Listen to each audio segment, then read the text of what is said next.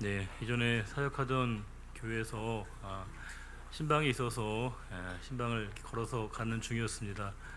시장을 지나게 되었는데 시장을 가다 보니까 여러 가게가 있었습니다. 그 가게 가운데 특별히 어떤 저의 눈길을 끄는 어느 가게 어떤 상점이 있었습니다. 거기에 이름이 뭐라고 적혀 있었냐면 복을 나누어 주는 집 이렇게 적혀 있었습니다. 참 재미있다, 신기하다. 뭘까? 가까이 가보니까 복권을 파는 집이었습니다. 충분히 이해가 되죠. 복권이 잘 돼서 그때 당첨이 되면 일약 천금을 받는 것이기 때문에 그것이 아마 큰 대박 사건이기 때문에 복을 받는 것으로 이해하는 것이 아닐까 싶습니다. 뭐 복권을 사는 것은 우리나라 지금 현행법에서는 뭐 합법적인 일일 수 있는데 실제로 우리가 불법적으로 자행되어지고 있는 도박 시장의 규모는 저 여러분의 상상을 불허할 때가 있습니다. 제가 자료를 찾아보니까 우리나라 도박 시장의 규모가 연간 169조라고 얘기합니다. 정부 예산의 약 44%를 차지하는 엄청난 규모입니다. 매년 해외 원정 도박을 가시는 분들이 22만 명 이상을 상회한다고 얘기합니다. 실로 엄청난 숫자가 아닐 수 없습니다. 실제로 해외 원정 도박 때문에 문제가 되었던 많은 유명 인사들의 무리를 이렇게 사건들을 볼 때 왜 그렇게까지 하셔야 되는가 그런 생각이 들 때가 있습니다. 물론 잘은 모르지만 할 때 뭔가 이렇게 쾌감과 즐거움이 있나 보죠. 그렇죠, 여러분. 근데 그것만 가지고 되는 게 아니라 정말 그것이 잘 되면 큰 돈을 벌 수 있다라고 하는 기대감이 아마 많은 분들의 그곳으로 달려가게 하지 않을까 싶습니다. 가끔 어떤 분이 그런 질문을 하시더라고요. 목사님, 미나투가 죄인가요, 아닌가요? 여러분 그런 거 목사한테 물어볼 게 아니죠, 여러분.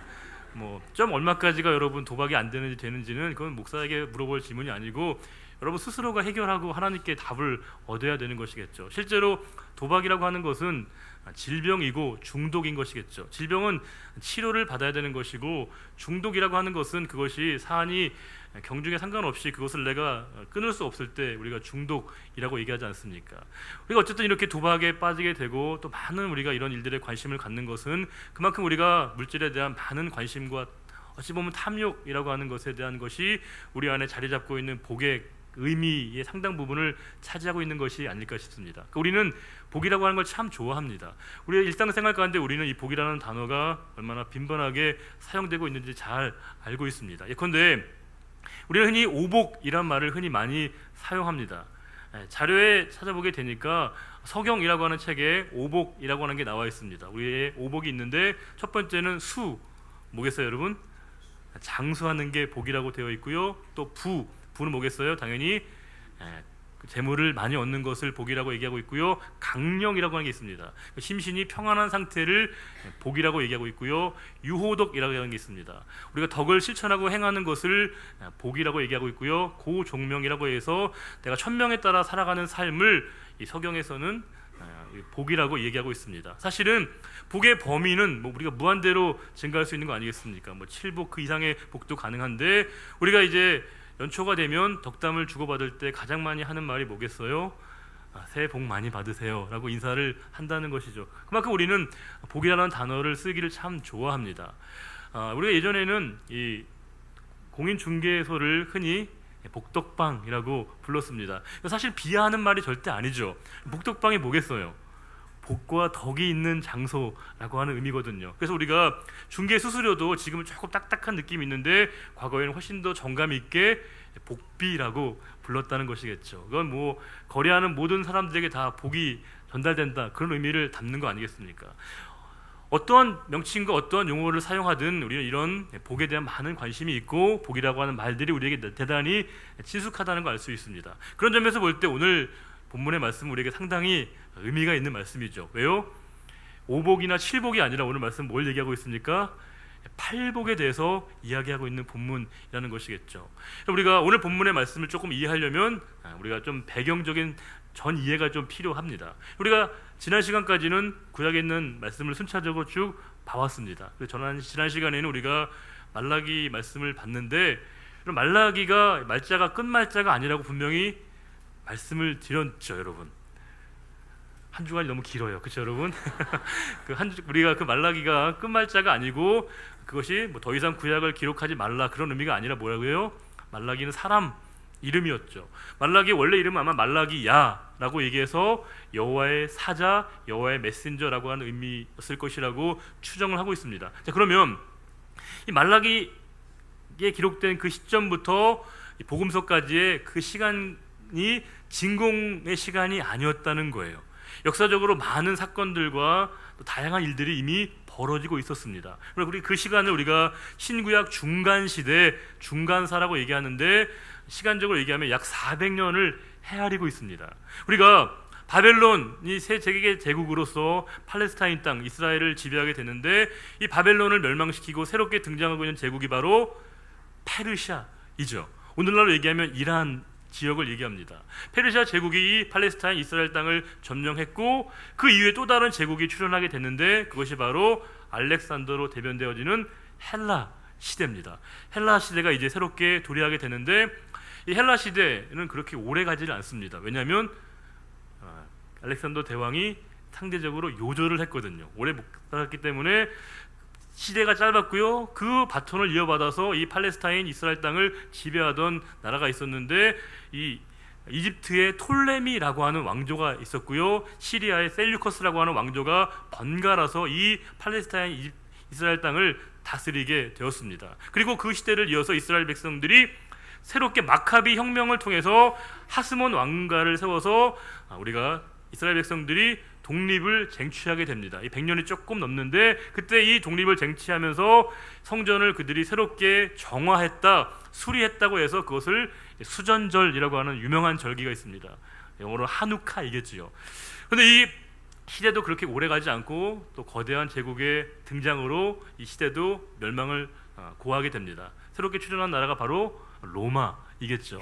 바로 이런 역사의 흐름 가운데 예수님이 탄생하시고 이 땅에 오신 것이었습니다.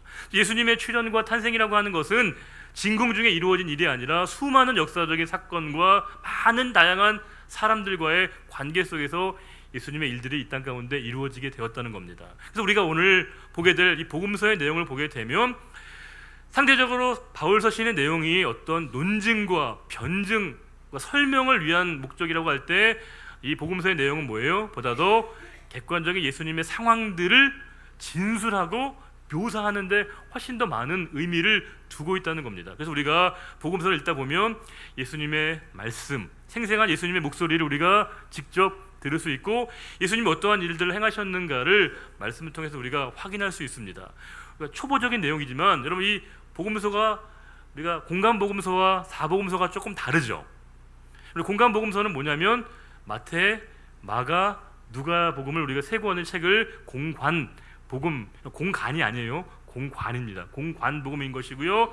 요한복음까지를 포함해서 우리가 사복음서라고 얘기를 하는데 이유가 있습니다. 공간 복음서라고 하는 것은 예수님에 대한 묘사를 할 때 각자의 견해와 관점에 따라서 서술했다라고 하는 의미가 담겨져 있는 것이고요.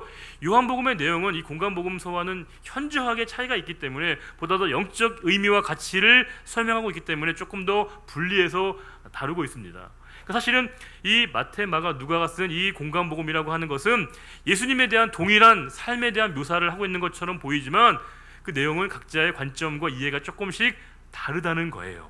어떤 분은 그래서 마치 마태복음과 마가복음과 누가복음을 읽을 때 한 권의 책을 3번 읽는 것처럼 오해하는 분이 계셔요. 그렇지 않다는 거예요. 각각의 기자의 각자의 저자에 따라서 관점의 상이함에 따라서요 내용이 현저하게 제법 큰 차이를 보이고 있다는 겁니다. 그것이 바로 관점이겠죠. 그럼 우리가 동일하게 예배를 드리고 동일하게 말씀과 설교를 들어도요 각자의 이해와 수용이 동일한 것은 아니라는 거예요. 어떤 분은 희한하게도 제가 많은 말씀을 전해도요 예화만 기억하는 분이 계셔요. 정말 중요하게 제가 생각했던 부분은 다 잊어버리시고요 들었던 그 이야기만을 기억하는 분이 계시고요. 또 어떤 분은요 어떤 단어 하나를 그게 정말 너무 그게 본인에게 은혜가 되었다고 말씀하시는 분이 계십니다. 여기까지 정말 감사한데 어떤 분은 이제 저한테 오셔가지고 목사님 이 말씀이 너무 은혜가 됐다고 얘기해서 제가 너무 감사해서 집에 가서 확인해 보니까 설교 중에 제가 한 얘기가 아니에요. 제가 한 얘기 아님에도 불구하고 은혜 받았다고 얘기하시니까 하나님의 역사하심은 참 신묘막직하다 그런 생각이 거듭 들 때가 있는 것이겠죠. 우리가 예수님의 생애를, 예수님의 말씀을 받아들이지만 마태와 마가, 누가는 그들이 처한 입장에 따라서 말씀을 기록했다라고 하는 것이겠죠. 똑같은 예수님을 바라보지만 그들의 입장이 다분히 반영되어 있는 책이 마태, 마가, 누가복음입니다. 여러분 지금 저를 바라보실 때 정면에서 바라보는 분도 계시고요, 측면에서 바라보는 분도 계시고 또 2층에서 바라보신 분도 계십니다. 2층은요 가까이 하기엔 먼 당신이죠. 여러분 되게 멀어 보일 거예요. 비교적 여러 가지 정보를 접해보니까 이쪽에 계신 분들이 제가 가장 잘 보인다라고 얘기해서 사실은 똑같은 자리에 앉아 계시지만 본인의 입장과 관점에 따라서 위치한 자리에 따라서 분명히 대상을 바라보는 인식과 이해가 달라질 수 있는 겁니다. 그런 측면에서 볼 때 이 마태복음이라고 하는 것은 철저하게 의도가 된 책인데, 그 마태복음을 누가 읽기를 원했냐면 유대인들이 읽기를 원했다는 것이겠죠. 유대의 공동체, 유대의 문화와 유대의 가치관을 가지고 있는 사람들에게 이 마태가 기록한 책이 바로 마태복음이었다는 겁니다. 그러면 우리가 충분히 마태복음의 내용이 어떻게 구성되고 전개될지 우리가 충분히 짐작할 수 있다는 거죠. 이게 뭐냐면, 즉 유대인들이라고 하는 건 뭐에 친숙하냐면 당연히 율법과 구약의 내용에 친숙하겠죠. 그래서 마태복음에서는 그 어떤 복음서보다도 구약에 대한 압도적으로 많은 인용 부분이 있습니다. 구약에 이런 말씀이 있었다, 구약에 이런 말씀이 있었다라고 언급이 나오고 있고요. 또 한 가지는 구약에 있는 말씀에 대한 부분이 오실 메시아에 대한 예언이라고 할 때 지금은 뭐예요? 오신 메시아의 그 일들이 성취되었다, 약속과 성취라고 하는 구도로 설명을 주고 있다라고 하는 것입니다. 그리고 또 한 가지는 예수님을 이해할 때 다윗 왕조의 후손으로 예수님을 이해하고 있다는 겁니다. 예수님을 다윗 왕가의 후손으로 이해하고 있다는 건 어떤 의미를 주는 것이죠? 예수님을 이해할 때 왕의 신분으로 조명한다는 걸 의미하고 있습니다. 그래서 다른 복음서와는 좀 다르게 마태복음에서 예수님의 신적인 권위와 영광과 권능의 모습으로 우리들에게 많이 조명되고 있습니다. 이런 입장이라고 하는 것이 다분히 포함되어 있는 책이 바로 마태복음인데, 마태복음의 긴 내용 가운데 많은 분들이 마태복음 5장부터 7장을 산상수훈, 산상보훈이라고, 어떤 분 산상설교라고 얘기하는 분이 계십니다. 그 이유는 바로 5장 1절에 예수님께서 산 위에 올라가서 제자들에게 말씀하신 내용인데, 이 5장부터 7장은 이 마태복음의 가장 정말 결정적이고 중요한 위치를 점하고 있는 그런 내용인데, 그 모든 말씀 가운데 가장 핵심적인 백미의 말씀이 바로 오늘 우리가 보게 될 팔복의 내용이라는 것이겠죠. 이 팔복의 내용이 마태복음 전체와 그 산상수훈 안에 가장 백미 중의 백미가 바로 이 팔복의 내용인데, 우리가 보시게 되면 5장 3절에 이렇게 나와 있습니다. 첫 번째 복이 뭐예요? 심령이 가난한 자는 복이 있다라고 되어 있다는 것이죠. 우리가 심령이 가난한 자가 복이 있다 할 때 이 심령이란 말은 원어로 보게 되면 푸뉴마입니다. 근데 푸뉴마는 본래는 원래 영과 육을 구분할 때 영적인 의미를 쓸 때 쓰는 단어가 푸뉴마인데, 전체적인 본문의 맥락을 볼 때 여기서의 이 푸뉴마는 5장 8절에 있는 마음이 청결한다 할 때 이 마음이 카르디아인데, 그 단어와 동일한 것으로 해석하고 있습니다. 그러면 이 마음이 가난한 자는, 심령이 가난한 자는 마음이 가난하다는 것을 의미한다는 거죠. 그러면 우리가 심령이 가난하다는 것, 마음이 가난하다는 건 뭘 의미하겠습니까? 우리가 가난과 빈곤은 조금 차이가 있는 것 같아요, 여러분. 가난이라고 하는 게 보다도 상대적인 차원과 상대적인 문제라고 할 때, 빈곤은 절대적인 차원과 절대적인 문제이겠죠. 내 삶의 기본적인 요건, 인간으로 살아가야 될 최소한의 단위를 구성하지 못하게 되는 것은요, 빈곤의 문제입니다. 이유 여하가 없어요. 모든 사람에게 동일하게 해당되는 거예요. 그런데 가난은 조금 다르다는 거죠. 가난은 내가 객관적으로 볼 때 조금 여유가 있는 것처럼 다른 사람이 봐도 내가 내 삶을 누군가와 비교할 때는요, 가난하게 여겨질 수 있는 것이겠죠. 예전에 어느 권사님 한 분이 저희 모든 교역자분들을 이렇게 초대하셔서 집에서 이렇게 신방을 하시고 대접하신 적이 있습니다. 그때 저희 목회자 부부가 함께 갔는데, 그 당시 권사님의 집이 당시에 가장 최고가로 평가되어지는 그런 아파트로, 아주 굉장히 유명한 아파트였는데, 저희들 이렇게 초대해 주셔서 신방을 갔습니다. 모든 교육자들이 함께 갔는데, 또 이렇게 식사도 아주 맛있게 대접해 주셔서 잘 먹었는데, 그 권사님이 그렇게 얘기하시는 거예요. 권사님 댁이 약 60평 정도라고 얘기하시더라고요. 저희한테 정말 운동장처럼 엄청나게 넓어 보였습니다. 그런데 그 권사님 옆동에 있는 어느 집사님이 계신데 그 부분 대근요 100평이 좀 넘는다는 거예요. 그러면서 권사님이 뭐라고 하시냐면 이 집사님에 비하면 본인은 서민이라고 얘기를 하시더라고요. 제가 그 말씀 듣고 난 영세민인가? 생활보호 대상자인가? 그런 생각이 잠시 들었거든요. 여러분, 우리가 충분히 그럴 수 있죠. 누군가와 비교해 보이면 당신이 분명히 더 가난하게 여겨지는 건 누구나 마찬가지 아니겠습니까? 가난이라고 하는 건 보다 더 비교적인 문제라고 하는 걸 알 수 있습니다. 우리 모든 사람, 세상에서 가장 많은 부와 명예를 가지고 있는 사람도요, 절대자이신 하나님 앞에서는 다 가난한 존재일 수밖에 없다는 것이겠죠. 가난하다는 것은요, 절대자이신 그 하나님의 은혜를 사모할 수밖에 없는 위치에 선다는 것을 의미한다는 겁니다. 즉, 내 영혼의 자리, 내 마음의 공간을 오직 하나님만이 채우실 수 있음을 고백하는 사람이 바로 심령과 마음이 가난하다는 겁니다. 그 어떤 것을 채워도, 그 무엇으로 내 마음과 내 영혼을 채워도 하나님만이 내 마음과 영혼을 채울 수 있음을 믿는 사람이 바로 심령이 가난한 자이겠죠. 심령이 가난한 자는 그러므로 우리가 하나님에 대한 인격적인 신뢰를 갖는 것을 의미합니다. 여러분, 아이들이 착해요, 나빠요? 어린 아이들이 아이들을 착하다고 보기가 되게 어려울 때가 많아요. 기회주의적이고요, 굉장히 아이들은 이기적이에요. 양보를 안 하고요, 타협을 안 하고요, 자기밖에 몰라요. 심지어 자기 손에 있으면 나눠 먹으면 되는데 안 나눠요. 자기밖에 모르는 게 아이들의 심성이거든요. 그럼에도 불구하고 아이들이 미움받지 않는 단 한 가지 이유는요, 예뻐서 그런 거예요. 예쁘니까 봐주는 거거든요. 행태나 하는 행동은 사실은 마음이 안 들죠. 그런데 가끔 그 아이들 중에 자기밖에 모르는 아이들이, 이기적인 아이들이 가끔 자기가 있는 것을 나눠 먹는 아이들이 있습니다. 친구가 나눠 먹는 아이들이 있어요. 그래서 이유를 찾아보니까 그 아이들에게 엄마 아빠가 있는데요, 엄마 아빠가 아이에게 하나의 약속과 다짐을 하고 잠시 이렇게 아이 곁을 떠날 때가 있습니다. 엄마 아빠가 돌아와서 더 맛있고 더 좋은 거 사줄게 라고 얘기하고 나면요, 그 약속을 믿는 아이들은요, 친구들과 함께 이렇게 나누어 먹더라고요. 자기밖에 모르는 아이들이 친구를 배려하는 자리에 서게 된다는 것입니다. 우리가 남에게 나눔이 잘 안 되는 이유가 뭐죠? 우리가 성도이긴 하지만, 그리스도이긴 하지만 우리가 이기적인 것처럼 살아가는 이유가 뭐죠?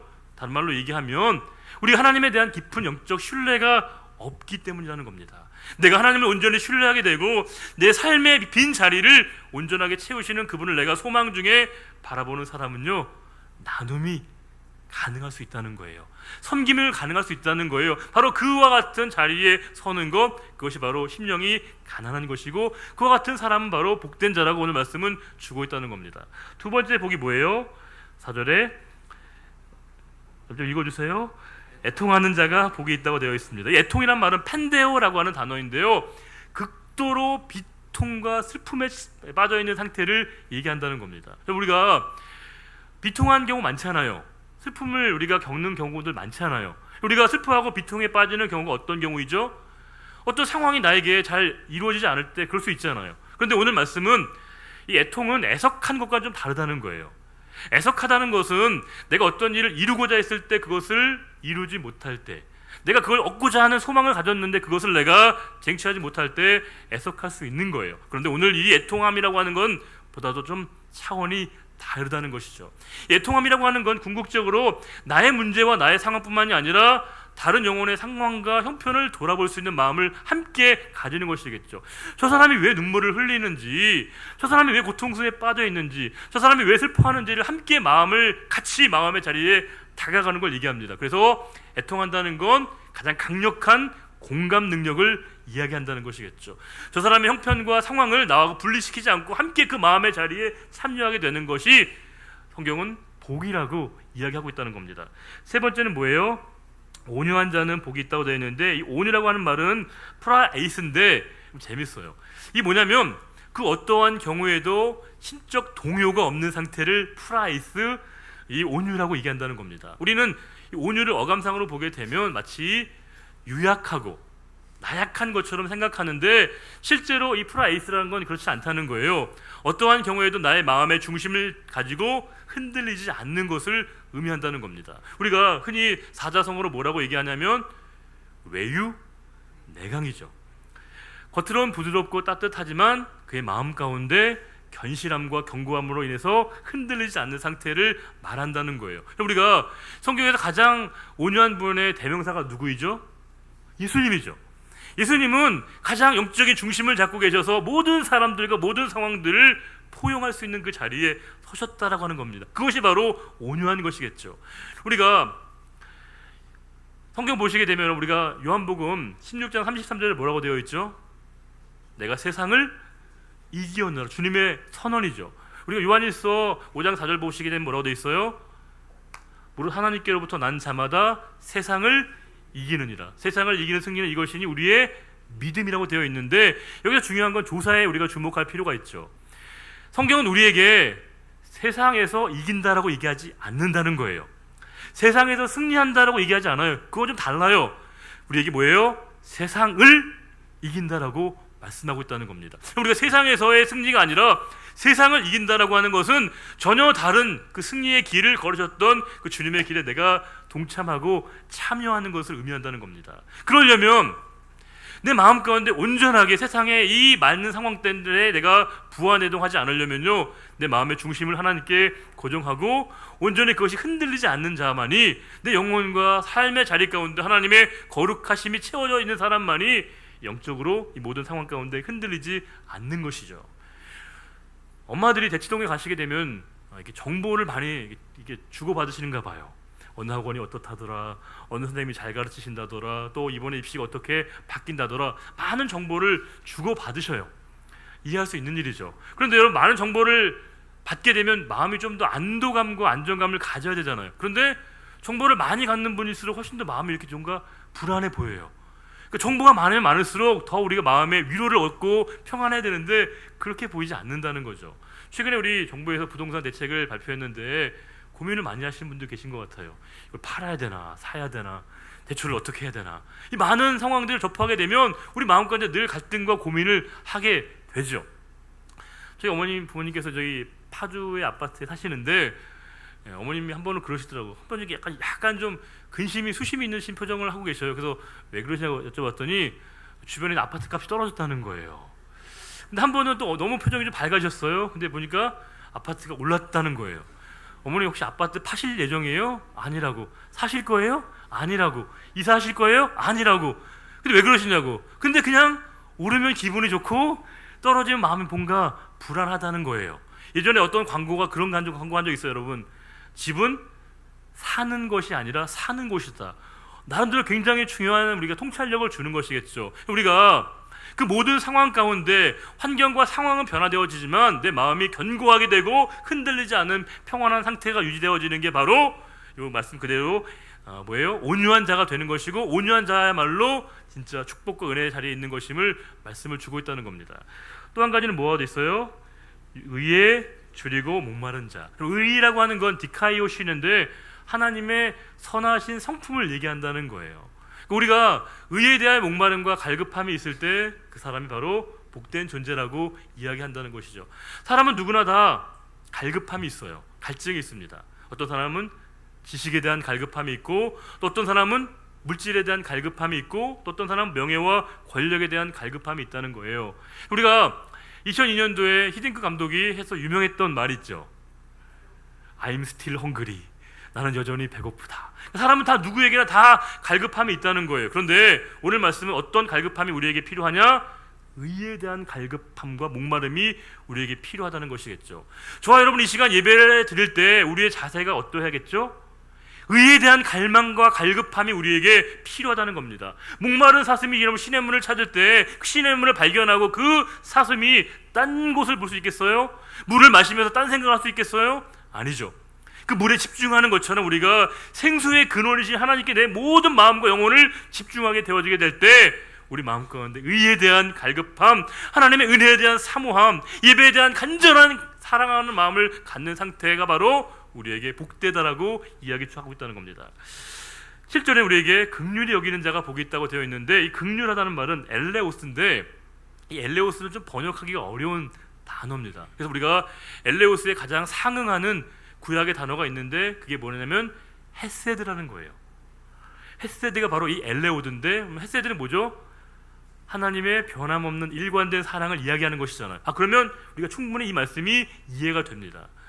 하나님의 긍휼을 받은 사람이 다른 영혼에게 긍휼을, 하나님의 사랑, 헤세드를 전할 수 있는 것이겠죠. 이 모든 이 일은요, 하나의 법칙과 순서가 있어요. 내가 공급을 받아야만이 배급이 가능한 것이죠. 내가 하나님의 축복과 은혜를, 사랑을 받은 자만이 나누고 베풀고 그 일들을 흘려보낼 수 있다는 거예요. 우리가 칭찬과 격려와 인정을 받은 경험이 있어야만이 다른 사람을 칭찬하고 격려하고 위로할 수 있는 거예요. 여러분들이 혹시라도 말씀의 은혜를 받으셨다고 저한테 얘기하시면 저 사양하지 않는다는 거예요. 왜요? 그 경험이 채워져야만이 저도 다른 사람을 칭찬하고 격려하고 위로할 수 있는 것이거든요. 우리 가운데 누군가를 칭찬해도 그걸 칭찬을 잘 못 받는 분이 계셔요. 왜곡해서 받는 분이 계신데 진정한 칭찬과 격려와 위로에 대한 경험이 사실은 부족한 것이겠죠. 그런데 오늘 말씀처럼 내가 하나님의 긍휼하심의 헤세드의 사랑을 받으면요, 누군가에게도 그렇게 헤세드의 사랑을 흘려보내는 위치에 설 수 있다는 겁니다.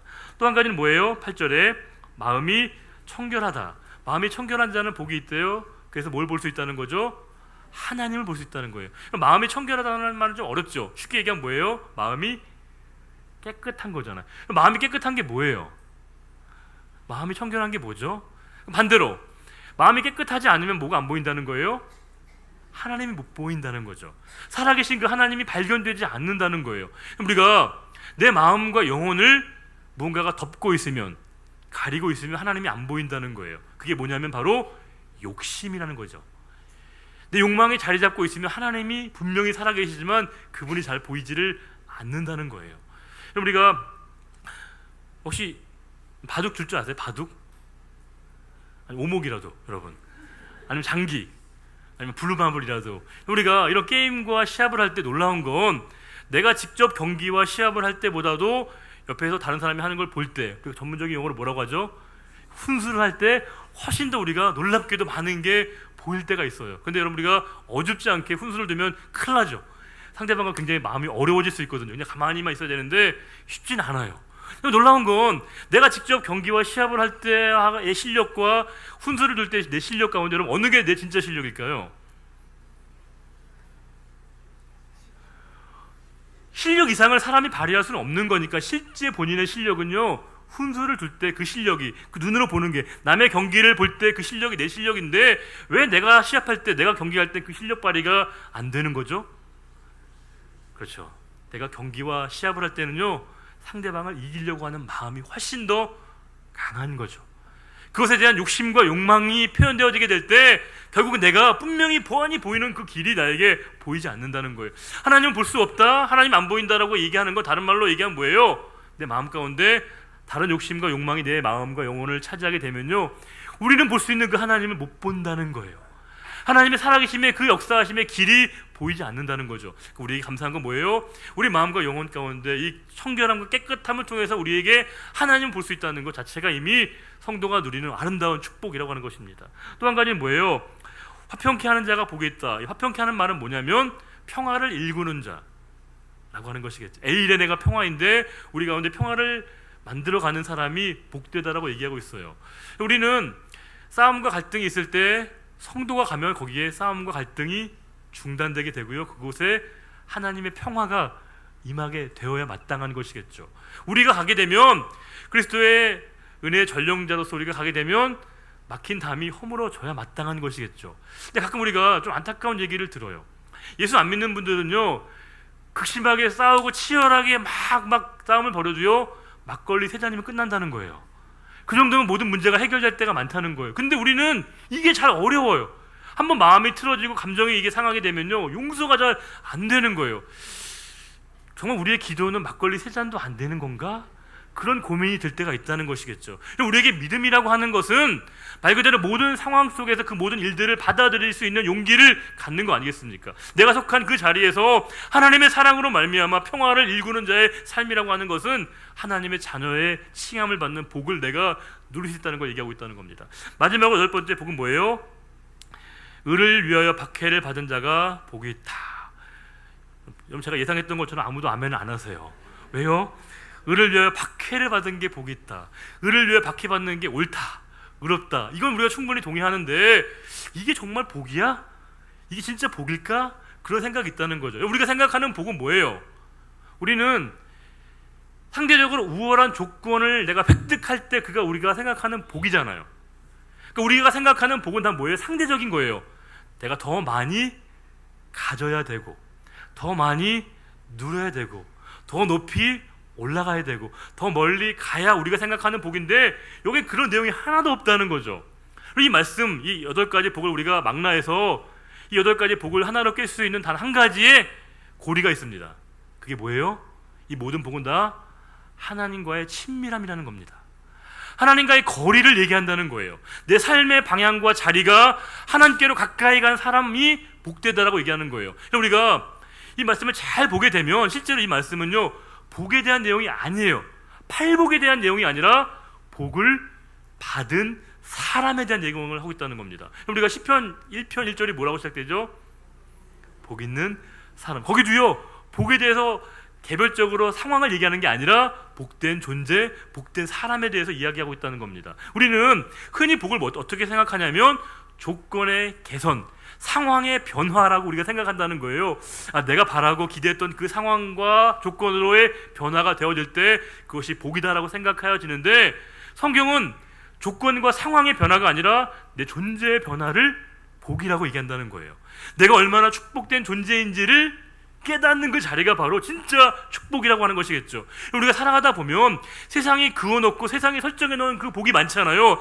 그 기준이 내게 부합하지 않으면 뭐라고 생각하냐면 나는 박복해, 나는 복이 없어, 이렇게 얘기한다는 거죠. 그리고 그걸 조금 얻으면 나는 다복해, 이렇게 얘기한다는 거예요. 그런데 우리는 이런 객관적이고 사람들이 만들어놓고 설정해놓은 그 복의 기준에 내가 부합해 살아가는 것이 아니라 내 존재에 대한 묵상을 통해서 내가 얼마나 가치 있고 소중한 하나님의 축복을 받은 자임을 인식하게 되어지는 그 변화가 나에게 나타나게 된다는 거예요. 하나님이 나를 얼마나 존귀한 자로 선포하셨는지를 알게 된다는 겁니다. 우리가 이 팔복의 내용들을 원문을 보게 되면요, 시작을 뭐라고 되어 있냐면 다 똑같이 마카리오이 이렇게 시작되고 있습니다. 이 말은 뭐냐면 복되도다, 복이 있도다, 이런 사람들이야. 그러니까 이미 우리 자신의 상황을 하나님이 복되다고 이미 선언하고 계시고 선포하고 계시다는 겁니다. 잠시 하나님과의 관계가 우리가 멀어졌을 때 그것을 몰랐지만 하나님과의 온전한 관계가 회복되게 되면 우리는 얼마나 내가 복된 존재인가를 깨닫게 되고 발견하게 된다는 것이겠죠. 그래서 최고의 복은 뭐라는 거예요? 내가 얼마나 복된 존재인가를 깨닫는 그 자리에 서게 되는 것이겠죠. 여러분, 아까 좀 전에 여러분 찬양 부르실 때 뭘 불렀어요? 받은 복을 세워보라. 혹시 여러분 부르시면서 받을 복을 세워보라 이렇게 부르시면 없어요, 여러분? 우리가 복된 존재라고 하는 건 내가 하나님께 앞으로 받아야 될 복을 생각하고 그 청구서를 하나님께 내미는 게 아니죠. 내가 이미 얼마나 큰 은혜와 복을 받았는가를 깨닫게 되어지게 되고 그 일에 대해서 하나님께 감사를 고백하게 되고, 더 나아가서 이 복이라고 하는 게 8가지 복이 모두가 다 자기 자신을 위해서 쓰여지는 게 아니라 뭐라는 거예요? 다른 사람을 복되게 하는 그 삶의 자리에 서게 되는 삶, 그거 진짜 복이라고 우리에게 이야기하고 있는 것이겠죠.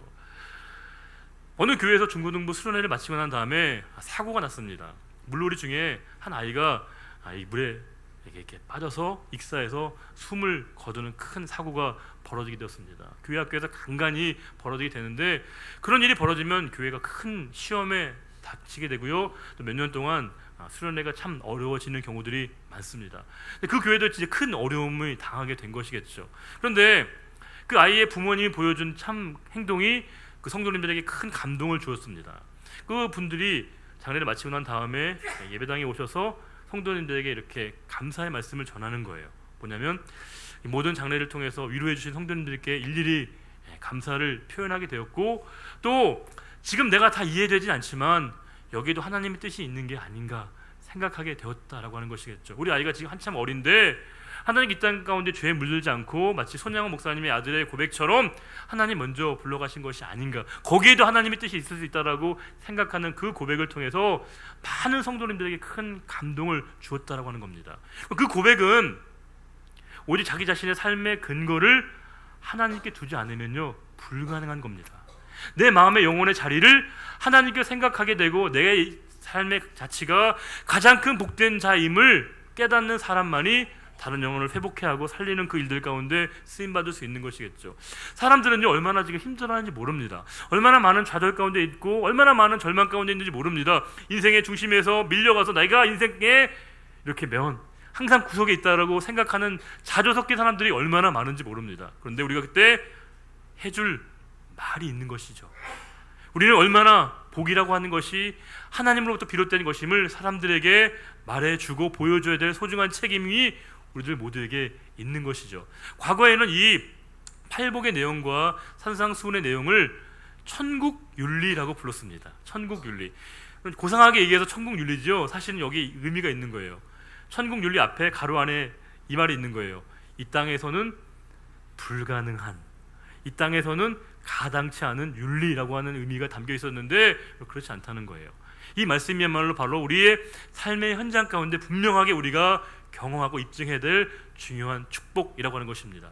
저 여러분이 얼마나 하나님의 큰 축복된 존재인가를 예배를 통해서 우리에게 말씀하시는 하나님의 음성이 부디 저 여러분의 마음 가운데 새겨지고 공명되는 시간이 되시길 바라고, 이 축복과 은혜를 정말 힘들어하고 지쳐있고 좌절하고 절망에 빠진 분들에게 우리가 하나님의 사랑과 축복의 전령사가 되어져서 이 축복과 은혜를 나누는 진정한 축복된 자의 삶을 넉넉히 살아가는 우리 모두가 되시기를 우리 주님의 이름으로 축원합니다.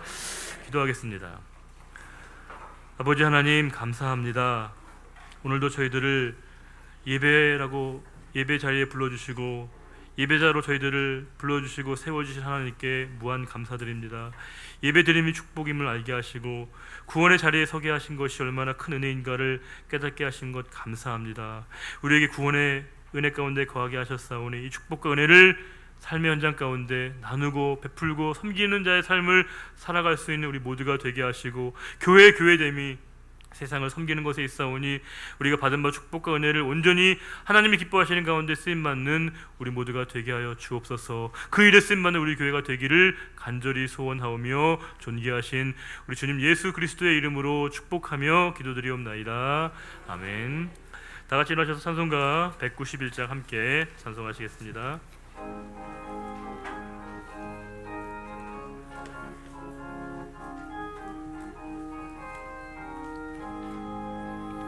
내가 매일 기쁘게 술래길 행함은 주의 팔이 나를 안보함이요, 내가 주의 큰 복을 받는 참된 비결은 주의 영이 함께함이라.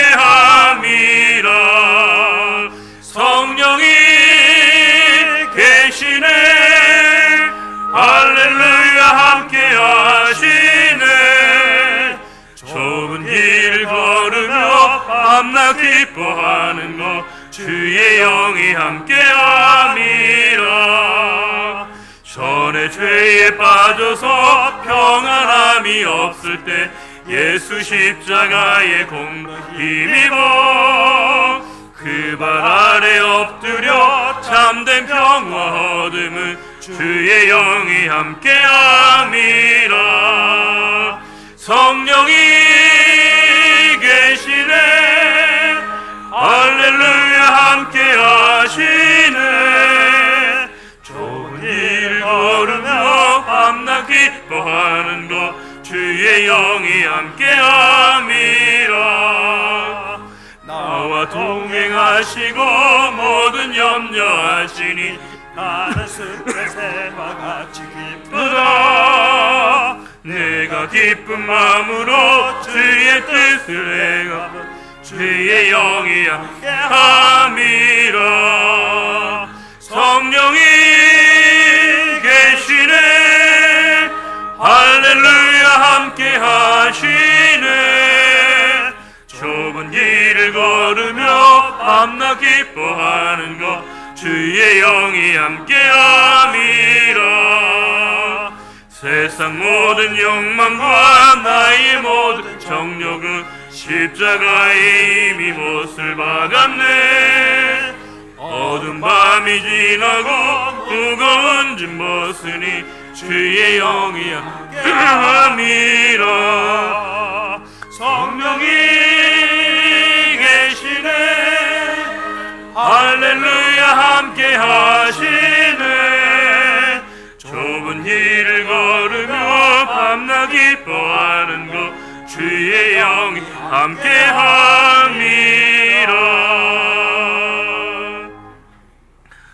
여호와는 내게 복을 주시고 너를 지키시기를 원하며 여호와는 그의 얼굴을 내게 비추사 은혜 베푸시기를 원하며 여호와는 그 얼굴을 내게로 향하여 두사 평강 주시기를 원하노라. 이제는 우리 주 예수 그리스도의 은혜와 하나님 아버지의 그 크신 사랑하심과 성령님의 참된 위로와 용기와 소망 주심이 우리가 참된 복된 자임을 깨닫고 하나님이 기뻐하시는 복의 자리에 쓰임받기를 원하며 결단하는 우리 모든 믿음의 고백 위에 이제로부터 영원히 함께하여 주시기를 간절히 축원하옵나이다. 아멘.